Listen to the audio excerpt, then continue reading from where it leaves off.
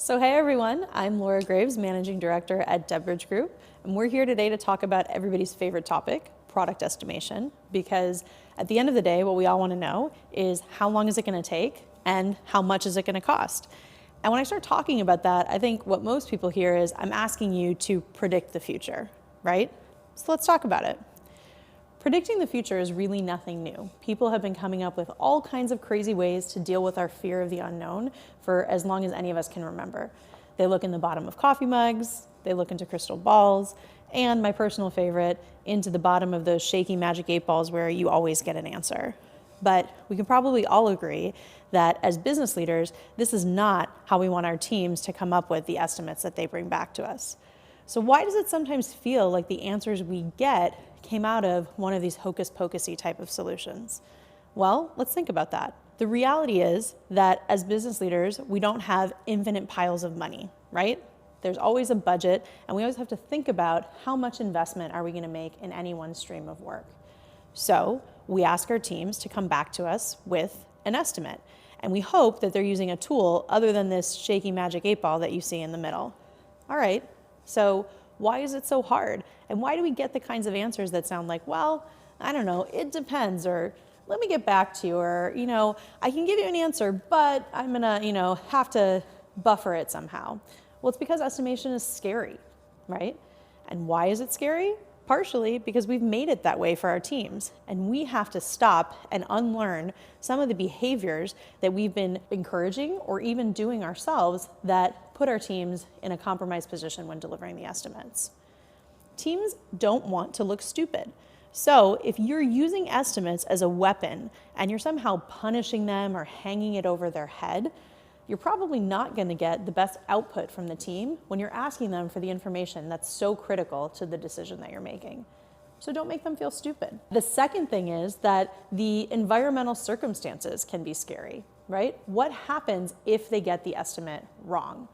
Well, if they don't ask for enough money, are they going to run out and not actually be able to finish the features that are so important to bring this product to market and actually give the end user or the customer what they need in order for the product to be successful? If they ask for too much money, is there some sort of opportunity cost? So something else that's not getting invested in that was really important for making this a marketable solution? And in probably the most dire of straits, is there some kind of consequence to their own job security, to their ability to get a promotion that's being tied to whether or not they deliver on the estimate that they gave to you? Or is the business going to hit the end of the runway because you're simply going to run out of money because you haven't made the right kind of investment decisions to actually bring your product to market? So at the end of the day, we need to acknowledge the real reasons why things are scary and put to bed some of the stuff that's just noise that's created by a negative culture or politics in your company, and actually get down to the business of actually doing the work of empowering you to make the right investment decisions. So how do we do that? Well, I wouldn't be up here today talking to all of you about this if we always got it right. But the reality is that you don't actually learn by always getting it right. You learn a lot more from getting it wrong. So let me tell you about a time that me and the team got it really wrong. So a new client came to us and they asked us to estimate a piece of work. And what we were going to do was re-platform a piece of software on legacy technology to a brand new updated tech stack. And we said, cool, let's take a look at what's there. Let's go through our normal estimation activities and we'll come back to you and let you know what it's going to take. So our original estimate was 16,000 hours. And that's a lot of work, but we figured we could do it. Now, we'll come back to this later. We didn't actually estimate in hours, but it's the easiest way to take you through this example. So what happened when we got to work and really got beyond that surface level exploration of what we needed to do? Well, we found 2x more work. So the all-in costs and timeline of actually delivering this were almost 3 times what we expected when we set out to do the work. And on the scale of that being 50,000 hours worth of work, that has a real impact to both cost and timeline. We together had come around the table and thought about the potential return on investment of actually doing this work and figured it made sense. But when the numbers change this drastically, you really start to question those investment decisions that you've made. And so we needed collectively to go back to the drawing board and think about how we approach estimates. And that's really what I'm here to talk to you about today.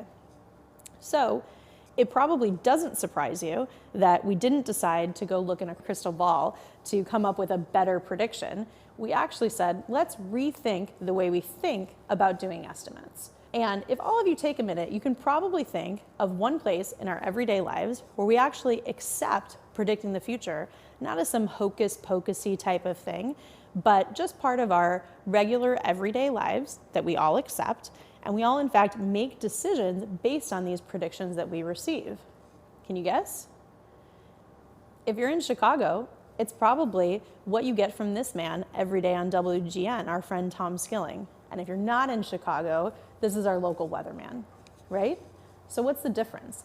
Why do we accept his future predictions, but we don't accept what comes out of a crystal ball?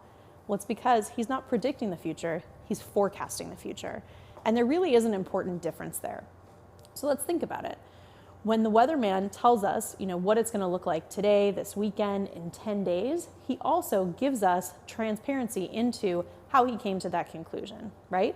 He shows us lots of data, he might show us historical information, and he keeps us updated. What he tells us Monday about the weekend is different than what he tells us Friday, and different from what he tells us Saturday morning. So how can we start to incorporate that type of thinking into the way that we approach product estimation? Here we go.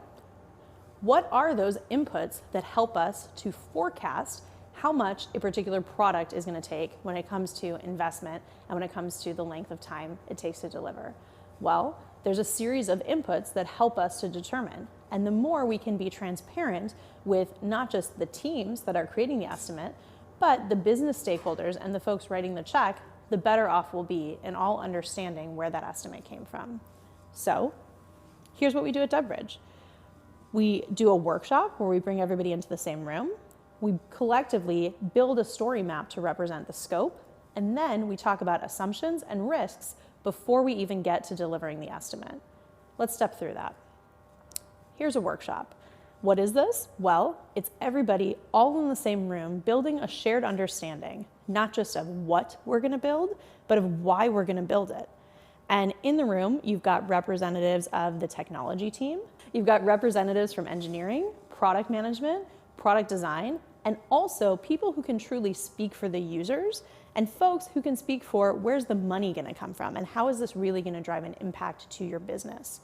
If you can get everybody together in a room, we really get a better understanding of what we're going to build, why we're going to build it, why it's so important, and then all collectively make the right decisions about how to approach the problem.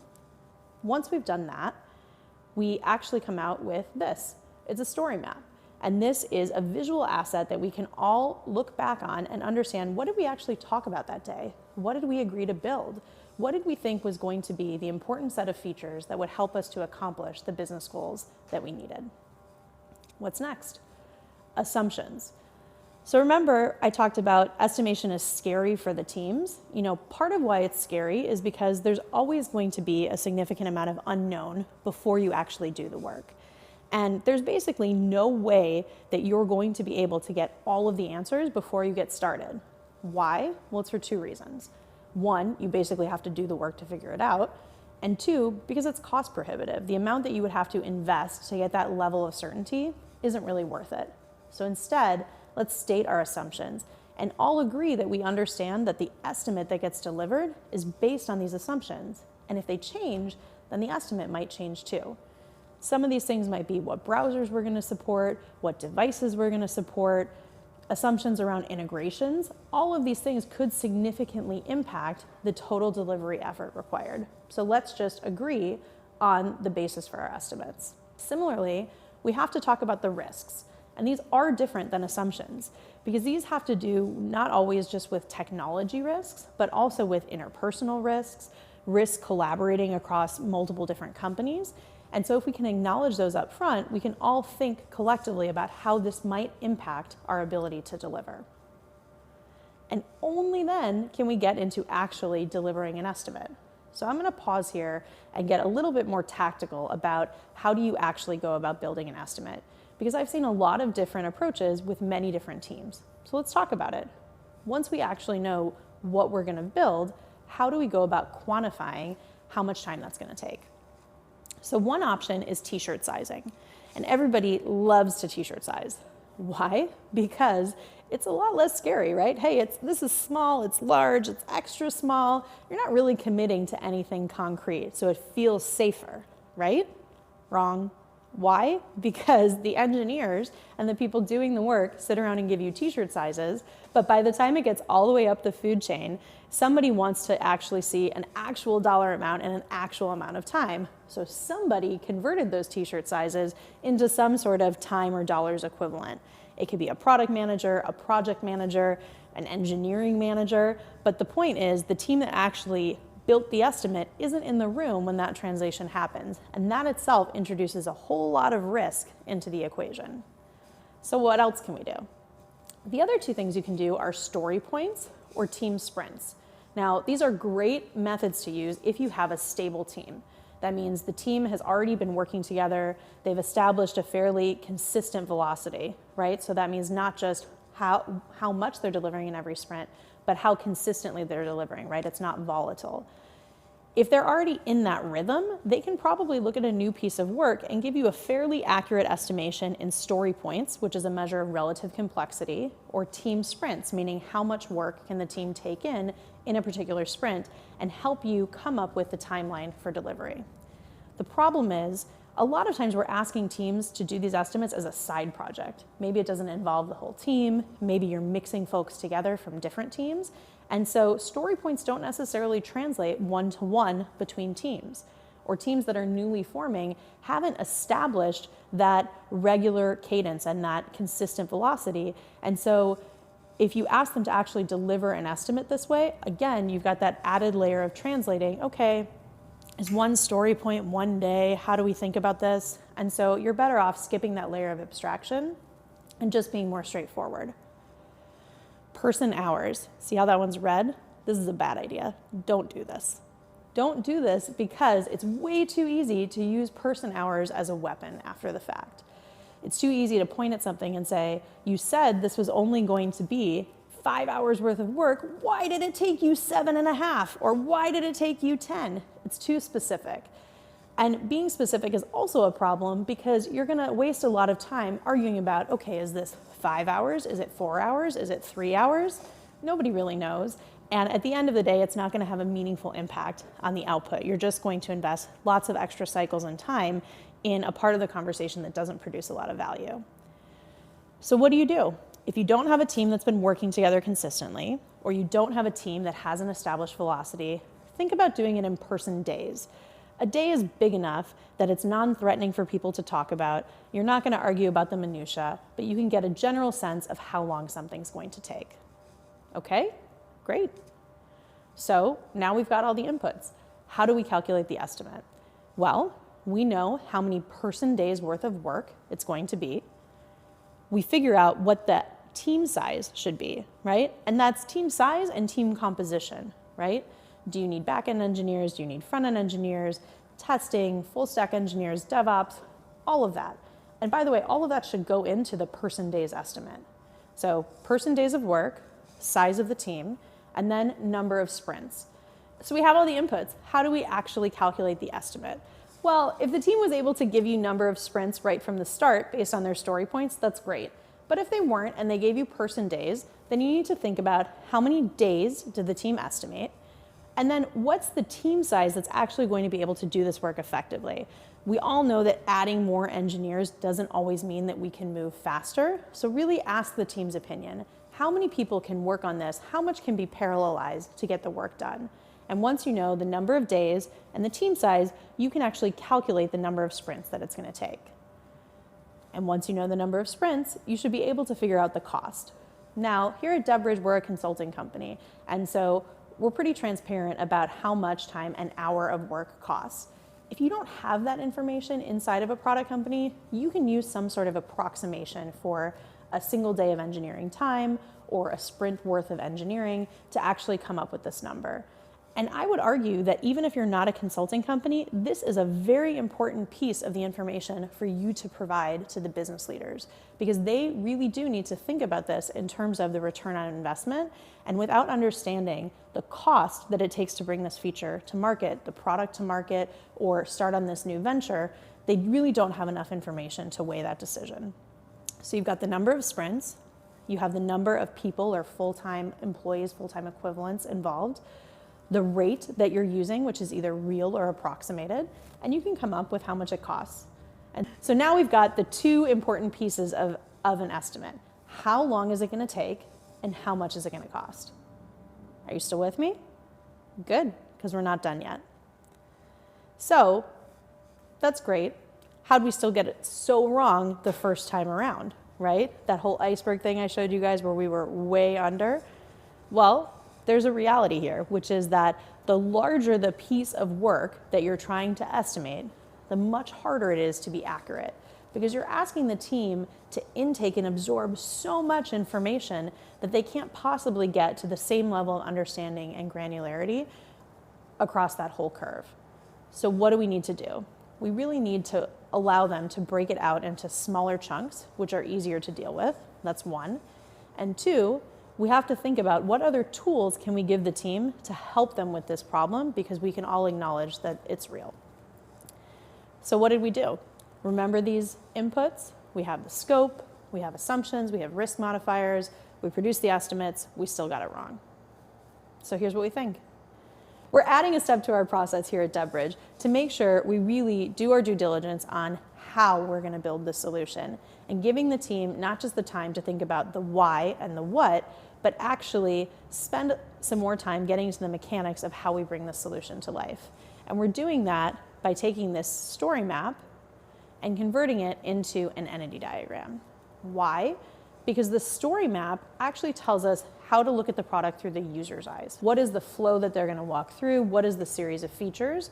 But when you actually think about how the sausage gets made, you actually are going to uncover new things about how you're going to structure the data model, which things need to talk to each other, where there's potential for overlap, where there are so many nodes that there's actually a lot of complexity to building this. And you'll get better questions from the team that inform the assumptions, the risks, the scope, and ultimately estimates of what you're trying to build. So from our story map that we generated all collectively in a room together, after we've done that exercise of thinking about how we're going to build it, you may actually reorganize the story map in a way that more closely approximates the backlog that you're going to end up with in Jira or whatever your product delivery management tool is. Great. So quick recap, because that was a lot of information. We figure out what and why we're going to build it, and we capture that in a story map. We think about how we're going to build it, and we capture that in an entity diagram. Then we want to talk through our assumptions and our risk modifiers, and only then do you get the estimate. Great. What's in the estimate? It's two things. It's time and it's money. So last thing here on calculating that cost, you've got the number of sprints, you have the number of people, and one key thing we haven't really dug into, a risk multiplier. You ask the team to tell you what could actually go wrong. So rather than taking a wild swing or having everybody buffer along the way, have the team actually quantify for you each of those risks and how it might impact your estimate, and incorporate that when you're doing this calculation. Again, the more transparency, the better, and we can all understand what's going into the estimate, because it also gives you, the business leader, an opportunity to de-risk this for them and potentially get a better read on the estimate, right? Can you commit to always making sure that there are dedicated teams on this particular product delivery effort? If you can, then maybe the risk goes down and therefore the cost to you goes down. So give it some thought. So we were talking about a weather forecast, right? Everything that I've just said is great, but we all have to remember that this is really still only going to deliver to you the 10-day forecast, right? We haven't started doing the work yet. So we're looking out into the future based on everything we know. But especially here in Chicago, we all know that the 10-day forecast doesn't always tell the whole story. So then what are we going to do?